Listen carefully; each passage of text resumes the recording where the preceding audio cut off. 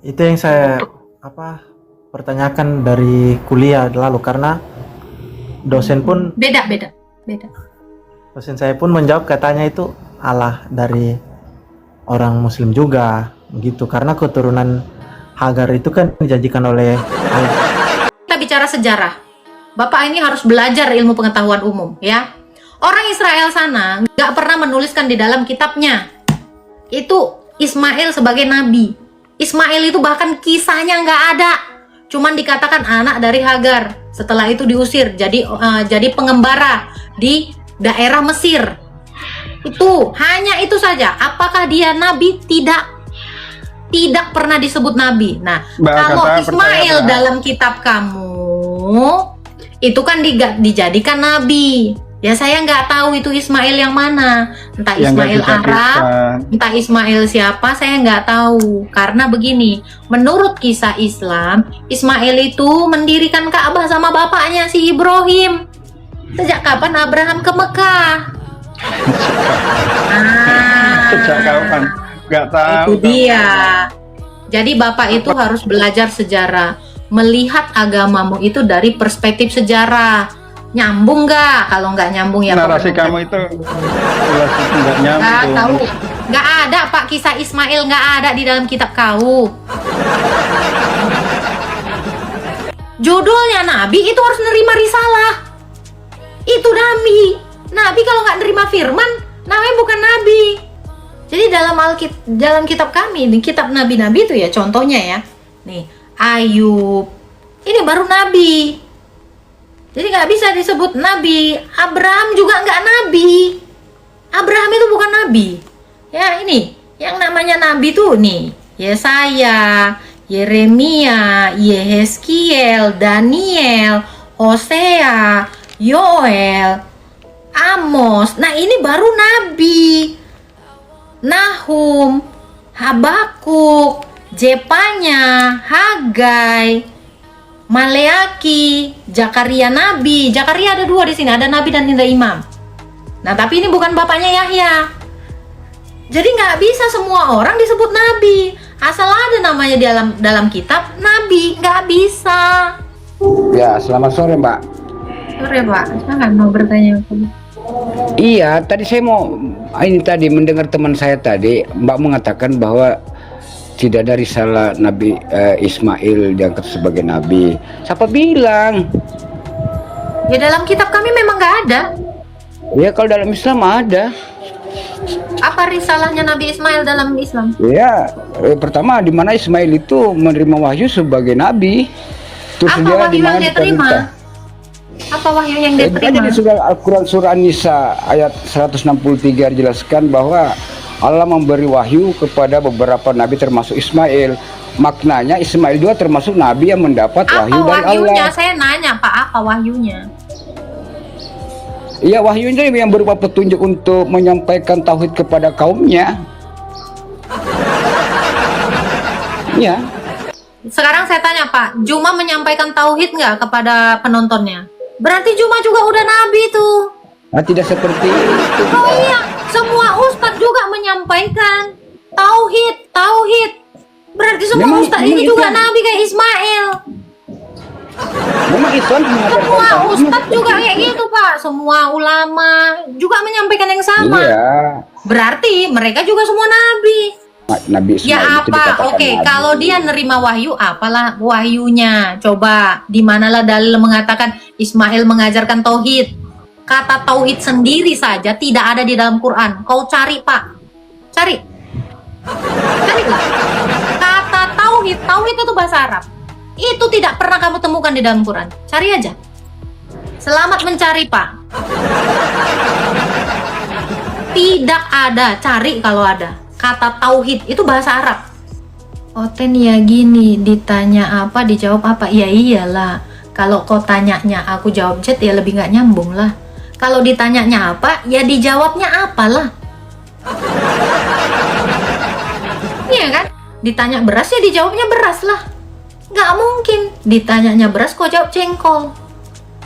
Itulah gimana sih kau, logika lah itu. Kau ini kadang-kadang IQ-nya masih kurang kok.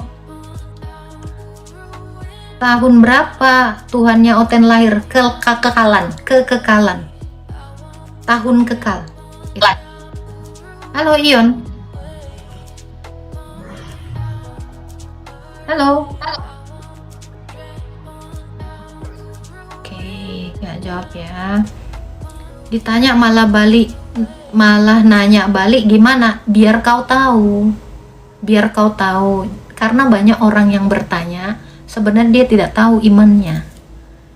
Ya, kenapa kamu ditanya balik sudah makan? Kamu nanya ke saya, kamu udah makan tak? Saya akan tanya balik kamu untuk memastikan kamu itu sudah makan dulu, baru nanyain orang makan. Maksudnya adalah kamu paham dulu agama kamu sebelum nanya agama orang. Karena jangan-jangan pula kau nanya orang belum makan, tahu-tahu kau belum makan. Nanya orang tentang sesuatu, tahu-tahu kau pas ditanya gagu-gagu. Mak jelek. Ya, taunya nanya Tuhan orang. Dia ditanya Tuhannya, kamu itu penting menanyakan dirimu dulu. Ini yang namanya introspeksi. Jadi pertanyaan balik itu untuk introspeksi kepada kamu, Andri. Jangan kamu tolol. Paham nggak? Kamu dari jigotnya aja kan udah tolol gitu loh. Ya wajar kamu udah sampai gede tolol. Kenapa? Wajar karena mama kau pun nggak ngajarin kau. Bagaimana mamamu itu mengajar kamu? Dia aja nggak tahu agamanya. Kau pun gitu. Tapi kau sibuk nanyain orang. Itu ya. Jigotmu aja kurang nutrisi. Ya ini ibarat kata ini. Orang miskin sok ngatain orang lain miskin. Miskin. Kamu kan udah dari sejak tulang sulbi kau begitu. Coba, aku ya udah survei, asal aku tanya Tuhanmu, nggak jauh Al-Ikhlas ayat 1-4, udah selesai. Ditanya nggak tahu. Yang udah ngerti yang makrifat aja yang kemarin itu, anak pesantren 4 tahun apa 2 tahun itu aja, saya belum tahu kak jawabannya. Kalian ini saksi mata loh di room saya. Ya, silakan. Suaraku. Mau bertanya apa? Suaraku kedengaran? Ada. Oh, iya. Oke kak, Ya, saya ini Kristen. jam berapa ini? Saya mau Ya, bertanya. silakan. Kitab Kejadian di mana kisah Ismail kan dia dijanjikan satu bangsa yang besar. Iya, keturunannya itu. Keturunannya. Kan anak-anaknya dia jadi bangsa kan? Nah, yang jadi pertanyaan apa begitu? Karena banyak yang mengklaim Arab. ya Bukan, dia tinggal di Mesir. enggak. Apa? Saya kan nggak tahu ada datanya atau enggak itu. Tapi kan ada janji kepada Ismail. Iya, jadi dia itu kan di daerah Mesir kan, di daerah Hawila sampai ke Syur, tanah Asyur. Nah, itulah sukunya orang-orang Arab. Itu. Makanya mungkin ini perspektif saya ya, dan juga beberapa teman-teman Muslim mengatakan kalau itu keturunan mereka begitu dari Ismail. Iya, betul. Berarti Islam ini salah satu bangsa yang dijanjikan oleh Tuhan juga begitu ya, Kak? Dijanjikan, ya dia akan diberkati. Dijanjiin apa memangnya? Dijadikan bangsa yang besar. Janjinya kan mereka jadi beranak cucu, itu loh maksudnya. Mereka tidak mati sampai di situ, itu loh. Mereka juga diberkati menjadi suku bangsa itu kan adalah Ismail dengan keturunan-keturunannya. Lah, ketika Tuhan menjanjikan akan memberkati mereka menjadi bangsa yang besar, ya berarti Ismail itu tidak terputus keturunannya. Karena janji Allah kepada Abraham itu adalah keturunan. Kamu kira apa? Saya pikirnya ya keturunannya ya ini umat muslim begitu. Kalau agama Islam itu kan baru ada di abad 7. Jadi yang dijanjikan Allah itu benar-benar anak cucu. Karena gini, kenapa yang dijanjikan itu adalah anak cucu? Karena Abraham ini dengan Sarah ini mandul. Itu karena mereka mandul. Kalau mereka mandul kan nggak ada keturunannya. Selesai sampai di mereka. Itu jadi mau membawa generasi setelah dari Abraham ini. Sebagian dari rencana Tuhan kan untuk melahirkan Ishak begitu. Melahirkan Ishak. Apa hubungannya Ismail dengan Ishak? Dari Hagar. Aku nggak paham. Seriusan. Ini janji ini yang harus kamu tahu adalah begini, ya. Apa sih janji Tuhan terhadap Abraham? Kekayaan, tidak. Apa? Karena Abraham itu kaya banget. Iya. Janji Tuhan itu satu-satunya janji Tuhan itu adalah anak-anaknya, anak cucu, generasi penerus. Itu janji Tuhan kepada Abraham terhadap Ismail dan Ishak. Janjinya itu sama. Yaitu apa? Keturunan. Tapi keturunan yang dari garis Ishak, dari situlah Yesus berasal. Iya, saya tahu itu. Dari Ismail ya tidak ada cuman jadi bangsa besar aja. Itu. Jadi Mesias itu tidak dijanjikan Allah melalui Ismail, hanya melalui dari pohon keluarganya si Ishak. Gitu. Janji Mesias itu. Makanya tidak ada Mesias itu dari keturunannya Ismail. Janji Mesias itu dari keturunannya si Ishak. Ishak melahirkan siapa? Esau dan Yakub. Ada dua itu, Esau dan Yakub. Nah, Yakub itu Israel. Dari Esau dan Yakub, dari Esau tidak ada Mesias, tetapi diambilnya dari Yakub. Sama gini. Jadi kalau kita bikin ya, family tree-nya itu gini, Bang.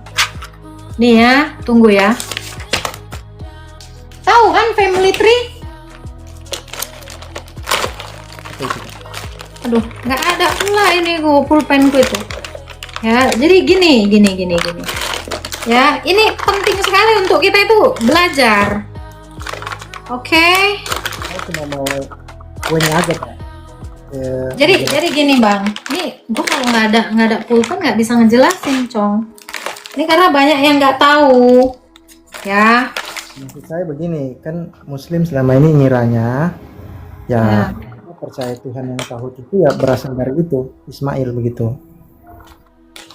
Kita itu nggak bisa menyalahkan orang Islam karena orang ini nih family tree-nya tuh gini, Bang. Jadi garis keturunan, aduh pakai eyeliner aku jadinya. Jadi ini kan contoh ya, Bang. Ini kan dari satu ya. Ini Abraham. Ya kan? Abraham ini punya anak. Ini Ishak, ini Ismail. Ya kan? Nah, dari antara kedua anaknya Abraham ini yang dipilih itu dari Ishak. Dari sinilah ada Yakub, ada Esau. Ini dari dua keturunan ini yang diambil dari Yakub. Nah, Yakub ini jadi berapa banyak ini anak-anak dia nih. Nah, ini Ismail juga punya anak. Tapi di sini nggak ada dijanjikan keturunan. Yang dijanjikan keturunan itu dari garisnya Abraham ke Ishak, Ishak ke Yakub, Yakub ke berapa anaknya itu? 12 suku bangsa ya? Nah, 12 suku bangsa. Nah, ini dari 12 suku bangsa ini, dari sinilah lahir Mesias itu. Dari Lewi, siapa anaknya itu? Lewi, dari Lewi itulah imam. Tapi dari 12 suku bangsa ini, ya, dari banyak ini, Yehuda diambilnya. Yehuda inilah dari garis keturunan si Daud sampai kepada Yesus. Dari 12 ini aja diambil satu. Gitu. Paham? Inilah namanya family tree. Dari garis Ismail ini anaknya Nebayot siapa? Tapi nggak ada dari sini Mesias. Ya, keturunan yang dijanjikan itu sampai ke Yesus ini. Dari Yesus ini ke segala bangsa. Segala bangsa. Makanya keturunan Abraham ini ketika kita mati, kita lihat di dalam Lukas, begitu mati Lazarus kemana? Ke pangkuan Bapak Abraham. Karena semua yang oleh Yesus itu jadi cucunya Abraham. Paham? Iya, paham saya itu, Kak. Nah, gitu. Jadi dijanjikan apa? Bangsa, keturunan. Ya contoh, ada satu pria, banyak istrinya, satu pun gak ada keturunan sampai sekarang. Karena memang Allah tidak menjanjikan bangsa dari satu orang ini. Kamu tahu contohnya ya? Karena memang Allah tidak menjanjikan. Tak paham sampai itu? Ya nggak apa-apa, memang betul dari keturunan Ismail inilah disitulah orang-orang Arab. Memang dari sana, dari Mesir sana, Arab, ya. Tapi ada dijanjikan keturunan dari Mesias mereka? Nggak ada. Makanya sampai detik ini ada yang tersisa. Carilah sendiri sisanya. Ya karena iya, makanya toh janji Tuhan Yesus apa? Kepada, walau dia tidak menikah ya kan, tapi jadi anak-anak didiknya, jadi murid-muridnya. Pergi dan jadikanlah semua bangsa muridku. Dari suksesi 12 Rasul Paulus ini, ya, mereka itu ada yang menikah, ada yang tidak menikah, tapi ada anak-anak rohaninya. Nah anaknya nih, inilah gereja sekarang ini. Jadi nggak pernah terputus. Inilah pentingnya kenapa gereja punya suksesi apostolik atau sanad sampai ke rasul. Berarti anak Yesus itu, keturunan dari Yesus itu tidak berakhir karena ada gereja. Gereja inilah yang membuktikan bahwa keturunan dari Yesus itu tidak berakhir. Kita ini semua begitu mati jadi kepangkuan Bapak Abraham. Nih, kalau kamu baca Lukas 16 dari ayat 19, Lazarus mati kemana? Di pangkuan Abraham. Kita pun semua nanti ke pangkuan Abraham. Kenapa harus dikatakan Firdaus itu pangkuan Bapak Abraham? Karena kita ini cucunya Abraham semua. Di Galatia 3 ayat 28, menjadi cucunya Abraham dan berhak menerima janji Allah karena Yesus Kristus. Itu. Jadi kita nanti mati, Bang, kita ketemunya Bapak Abraham. Di situ kita nanti di alam penantian itu. Paham kalian sekarang arti masuk di Lukas 16 itu, teman-teman? Kenapa harus di pangkuan Abraham? Karena anaknya Abraham itu kita, anak cucunya. Itu kalau kamu lihat di Matius, kenapa silsilahnya dari Bapak Abraham sampai ke Yesus, Yesus sampai ke kita. Inilah pentingnya kenapa gereja itu butuh suksesi apostolik. Kamu harus cari bapak kamu dari salah satu rasul. Jadi nanti bisa dipertanggungjawabkan. Kau tahbisan dari mana? Gereja mana, Dek? Nah, kau cari rasul. Gitu. Silakan. Penjelasan Kakak. Kita ini kan bisa dikatakan orang yang terpilih, ya kan? Kamu memilih. Kamu memilih Yesus. Semua manusia itu memilih. Jadi kamu tidak bisa dikatakan terpilih kalau kamu nggak menerima. Iya, saya Itu. paham. Jadi kita sama-sama memilih. Kamu dipilih karena Yesus. Iya, bukan. Kamu dikatakan dipilih dalam Yesus. Itu kata yang tepat. Iya. Kita ini dikatakan umat pilihan dalam Yesus. Kalau kita di luar Yesus, kita nggak akan dikatakan umat pilihan. Gitu, Bang. Kalau menurut Kakak, keturunan Ismail itu umat pilihan atau tidak, Kak? Tidak. Dia hanya mengambil garis keturunan dari Ishak. Tadi udah dijelasin. Dari family tree tadi kan udah jelas. Oh iya. Tidak ada yang dipilih itu kan udah tadi saya bilang. Ishak, Ismail yang dipilih Ishak. Dari Ishak pun ada Yakub, Esau yang dipilih Yakub. Esau nggak dipilih. Jadi nggak ada dari garis Esau ini nggak ada. Itu. Iya, saya paham. Berarti Seperti itu. dari umat pilihan, menurut Kakak itu, ini kan kita Yang menerima Yesus. Hanya yang menerima Yesus. Siapapun kamu dari segala bangsa apa, mau dari Arab, saya ini kan orang Arab. Ya, saya dari Arab karena Yesus, maka saya jadi keturunan Abraham. Ayatnya ini ya, Bang ya. Nih, kalau kamu nggak percaya, ini Galatia. Yang saya jelaskan tadi ini ada di Galatia. Oke, Galatia 3 ayat 3:28 ya. Dari 27 deh. Karena kamu semua yang dibaptis dalam Kristus telah mengenakan Kristus. Dalam hal ini tidak ada Yahudi dan tidak ada Yunani. Berarti tidak ada Arab, tidak ada Konoha. Tidak ada hamba, tidak ada orang merdeka. Tidak ada laki-laki, tidak ada perempuan. Dan kamu semuanya satu dalam Kristus. Dan jikalau kamu adalah milik Kristus, maka kamu juga adalah keturunan Abraham dan berhak menerima janji Allah. Siapapun kamu, dari bangsa etnis apapun kamu, kalau kamu di dalam Yesus, kamu berhak menerima janji Allah nih. Dan jikalau kamu adalah milik Kristus, maka kamu juga adalah keturunan siapa? Abraham. Dan berhak menerima janji Allah. janji Allah. Janji Allah itu apa? Keturunan Abraham. Jadi kalau kamu tidak di dalam Yesus, kamu bukan keturunan Abraham. Sekalipun kamu punya kakak dari Yakub, sekalipun kamu punya kakak, silsilahnya kartu keluarga sampai ke Ishak, kalau kamu tidak di dalam Yesus, no way. Itu Berarti Galatia 3 ayat 27 sampai 28. Nih ya, kalau kamu baca dari ayat pertama, ini bagus sekali. Nih ya, saya jelasin ya. Dikatakan segini. Dari kamu coba dari ayat 11. Ya. Sorry, bukan ayat 11. Ya, kamu coba baca dari ayat 15-nya. Dengar ya. Dikatakan seperti ini. Ayat 16, sorry.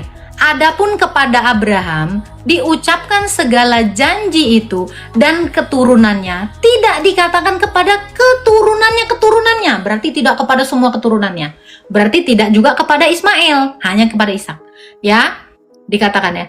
Tidak dikatakan kepada keturunannya, seolah-olah yang dimaksud banyak orang, tetapi hanya satu orang, dan kepada keturunanmu, yaitu Kristus. Itu. Jadi janji Allah kepada Abraham dan keturunannya itu bukan banyak orang, tetapi dari satu orang, yaitu Kristus. Itulah keturunan Abraham. Jadi semua orang yang menerima Yesus Kristus, keturunan Abraham. Daud menerima Yesus sebagai Tuhannya, keturunan Abraham. Musa menerima Yesus sebagai Allahnya, keturunan Abraham. Semua nabi-nabi itu karena Yesuslah, makanya mereka itu disebut keturunan Abraham. Dan kita pun yang sekarang ini disebut keturunan Abraham karena Yesus. Jadi kalau tidak karena Yesus, maaf, ya itu tidak dikatakan menerima janji Allah. Itu. kalau menurut kakak, berarti umat muslim ini menyembah Allah yang mana begitu? Ya Allahnya mereka lah, mana aku tahu. Bukan Allah yang berasal dari silsilah Kristus.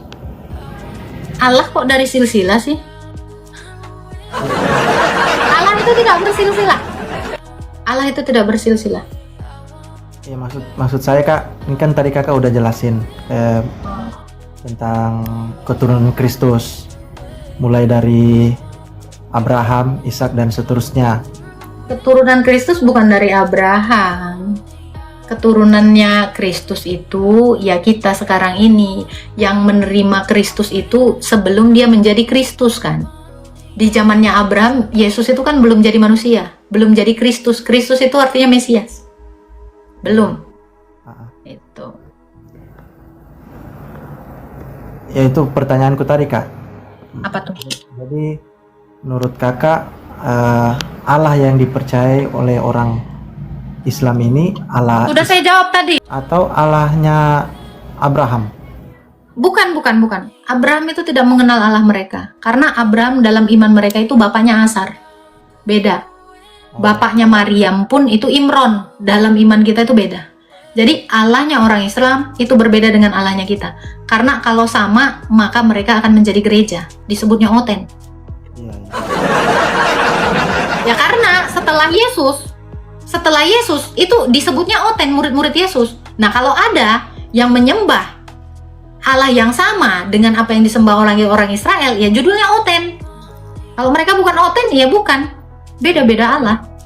Karena Allah yang disembah Paulus itu orang Yahudi. Yahudi asli, ting-ting, organik, tanpa pemanis buatan. Allahnya Paulus itu yang orang Yahudi aja adalah Yesus. Ya berarti mereka tidak. Gitu. Itu yang saya pertanyakan dari kuliah lalu, karena dosen Beda. saya pun menjawab katanya itu Allah dari orang Muslim juga begitu, karena keturunan Hagar itu kan dijanjikan oleh Allah. Dosen kau suruh ke sini biar ku ajarin. Dosen kau agak lain emang.